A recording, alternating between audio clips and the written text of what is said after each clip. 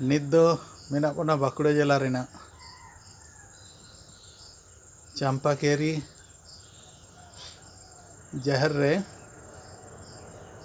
ᱛᱮᱦᱮᱧ ᱱᱚᱰᱮ ᱢᱤᱫᱴᱟᱝ ᱵᱟᱹᱵᱩ ᱜᱤᱫᱽᱨᱟᱹ ᱥᱚᱸᱜᱮ ᱧᱟᱯᱟᱢ ᱦᱩᱭ ᱟᱠᱟᱱᱟ,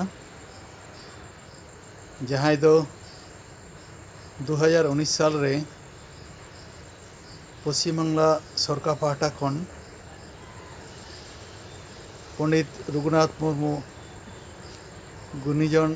सिरपा एम कतेद को मानत अकादेया। उनी बाबू गिद्रे साथे ᱧᱟᱯᱟᱢ हुई कना, जहां दो मिटांग व्यतिक्रमी मिटांग उयहर ताय भावना ताय ऑलोग पढ़ाव ताय उनी बाबू साथे बन ᱧᱟᱯᱟᱢᱚᱜᱼᱟ, उनी बन कुलियाबन चेद ए चिकायदा बाय चिकायदा। बाबू आमांग ᱧᱩᱛᱩᱢ दो चेद ताम? इᱧᱟᱹᱜ ᱧᱩᱛᱩᱢ ᱫᱚ ᱥᱟᱦᱮᱵᱨᱟᱢ ᱴᱩᱰᱩ। आमगे नेस पश्चिम बंग सरकार खन गुणीजन सिरफाम ᱧᱟᱢ ᱟᱠᱟᱫ ᱛᱟᱵᱚᱱᱟ ᱵᱟᱝ? ᱦᱮᱸ। ᱦᱳᱭ, ᱟᱢᱟᱝ ᱚᱲᱟᱜ ᱫᱚ ᱚᱠᱟᱨᱮ ᱛᱟᱢ? ᱢᱟᱨᱮ ᱚᱲᱟᱜ ᱫᱚ ᱵᱷᱩᱨᱠᱩᱱᱰᱟ ᱵᱟᱲᱤ, पुरुलिया जिला रे बा? पुरुलिया जिला रे। ᱦᱮᱸ, ᱟᱨ नेतार दो धनबाद रे तहन हुᱭᱩᱜ ᱠᱟᱱᱟ, दामोदरपुर राशिकुली रे। ᱟᱹᱰᱤ ᱱᱟᱯᱟᱭ। ᱟᱢ ᱫᱚ ᱚᱞᱚᱜ ᱯᱟᱲᱦᱟᱣ ᱫᱚ ᱚᱠᱟ ᱠᱷᱚᱱᱮᱢ ᱯᱟᱲᱦᱟᱣ ᱟᱠᱟᱱ ᱛᱟᱵᱚᱱᱟ?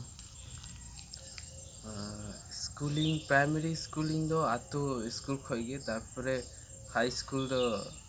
मिटन मिशनरी स्कूल खय करा हुई कना, ओना दो saint John Brito high school मैस मुंडा गिरिडीह रे मेना का, ओंडे खय 10 धाबी पढ़ाव हुई कना। तारपरे आबार धनबाद रे 12th पढ़ाव कते फाइन आर्ट्स बीएफए और एमएफए लगे दो बनारस हिंदू यूनिवर्सिटी यूपी रे चला हुईना, और ओंडे खय नेट हो कंप्लीट कते तारपरे 2008 रे National Institute of Design Paldi Ahmedabad ओंडे गुजरात चला हुईना। अबो सांताड़ में एमनी मेडिकल इंजीनियर और जनरल स्ट्रीम छाड़ा पढ़ा बाबन बड़े, आम दो ओना हरते चिकातम डरहावेन तबोना? नोआ हरते दो कटी खय गे आग्रह दो तहे कना, और जेहेतु पुरुलिया माने आले आतु रे दो निंक भीत चितर जहां ऑल को से पुथी करे जहां ये को तहन कान तहनते महापुरुष को जहां स्केच को अदो ओना को नेल नेलते ओना को सेड़ा कते अदो टीचर को ये रगे गाइडेंस रगे निये को से चला दो माने उनको आगे आशीर्वाद उनको आगे दुलड़ एंते आम बड़ाइले बारिया बारिया मिटान द फाइन आर्ट्स चितान और मिटान डिजाइन चितान मास्टर डिग्री कराव का तबना नेटम क्वालिफाई का तबना अड़ी नपाय। आम तो सांताड़ समाज निये अड़ी किछुम कराव का नवा हो आले ठेन डगर मेना चेक को आम कमी का तबना सांताड़ समाज रेना विभिन्न चितर निये विभिन्न कमी काज निये चेक कोम कमी का तबना?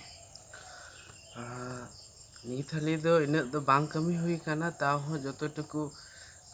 निये कम समय रे इन से खय हुई काना ओना को गे। अदो कथा हुई काना जखन एनआईडी रेन तहे काना, अदो आलेया फाइनल जहां डिप्लोमा फिल्म सबमिट रिया तहना, अदो ओना रेगे मिटे अनोड़हे ऑल हुई लना इन आयो चितान रेगे।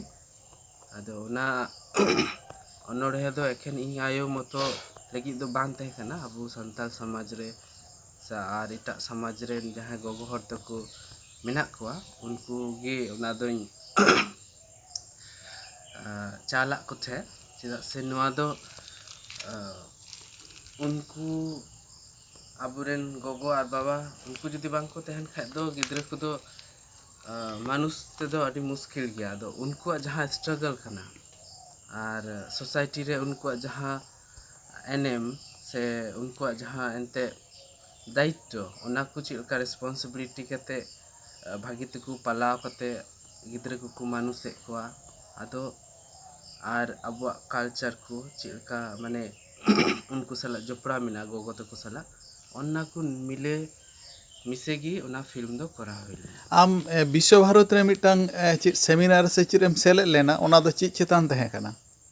ओना दो तहे कना बनाम मेकिंग वर्कशॉप आदो ओना दो निया म्यूजियम ऑफ सांताल कल्चर विष्णुबाटी ये खन सापड़ा हुईलना आदो नॉर्वे खन ओना रिया ये दो स्पॉन्सर दो तहे कना और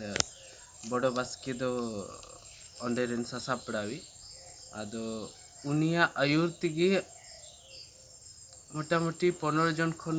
बढ़ती गी हॉल ले तहे कना आदो पुरुलिया खय दो निंका 2-3 हॉल और बाद बाकी दो कला भवन और ट्रेडिशनल जहाँ बनाम मेकर को मेना को काठ बनाम उनको गी ओना को दो को हेड लेना को सेलेक्ट लेना को और ओना को बनाम बनाव रे अदो नोआ गे मिट्टे कारण तहे कना जेहेतु अब दो अडी ओल्ड ट्रेडिशन रिया मिट्टे इंस्ट्रूमेंट कना जहाँ दो नित दो हयतो बाय बायते जेमन फेंटर बनाम से आरो गिटार से आरो नतुन इंस्ट्रूमेंट को नेल नामो कना आबो समाज रे आदो जेमन आबुरेन यंग जनरेशन से कोड़ा को से जहाँ म्यूजिक चितान जहाँ को रस्का इच्छा हिना ताको उनको जेमन निये को मारे जहाँ आबो ये को हिना सापाप को इंस्ट्रूमेंट को ओना को जेमन को सेना इदी आदो ओना को चितान लगी निये वर्कशॉप दो करा हुई लेना आदो ओना को सपड़ाव कते ओना को जखन कंप्लीट हुईना डिस्प्ले हुईना तारपरे ओना को दो नित दो नॉर्वे म्यूजियम तक इदी आदि नपाय कदा हापेन आम चेत को कराव रना इच्छा हेना तमा अबो आमांग व्यक्तिगत जीवन रे अबो समाज लगी व्यक्तिगत इयते दो इnya नोआ गी इच्छा हेना तया जे मिठेन ऑर्गेनाइजेशन इन से खन बेरेद जहाँ ओना दो इन दो nyutum का काराम उमुल दो तिहिन दो हयतो ओना रे टी शर्टिंग नरो का आदि नपाय हां और निया रे मेन उद्देश्य दो हुई खाना जहाँ को अबुआ मारे कल्चर से लाइलाक्चर एने सीरिंग से जहाँ को स्टोरी जहाँ कहानी को लेते आते थ्रू एनिमेशन से डिफरेंट आर्ट या डिफरेंट फील्ड्स मीडियम दारायते ओना को सनाम हर को और समाज को तालारे दोहो और एकटू माने आबू समाज रे सनाम हर को एकटू को रोजगार होको नाम ओना इया कते गी निया दो बेरेत हुई कना और परवर्ती रे चेदा से एटा एटा कल्चर दो एतो हरा बुरु ठीक कना जे जहाना गेम कमी आदो को माने निया दो हांडे को हताव हुई कना से नांडे को तुमल हुई कना किंतु आबो कल्चर दो निया को अडी सेदाय खो गी तहे कना आदो ओना को गे आर ची काते नावा करते आबो माने निया नवा जुग रे बन उदुग सदरा ओना गे निया रे आदो रिका आर उयहर दो आदि नपाय बाबू आमांग कमी सागुन को मा जस रे सेटर को में और लहा चला ताउन में आदि मारांग हरा तहन हुयुग ताउन में मानकान तेहिन लेका दो जोहार गे।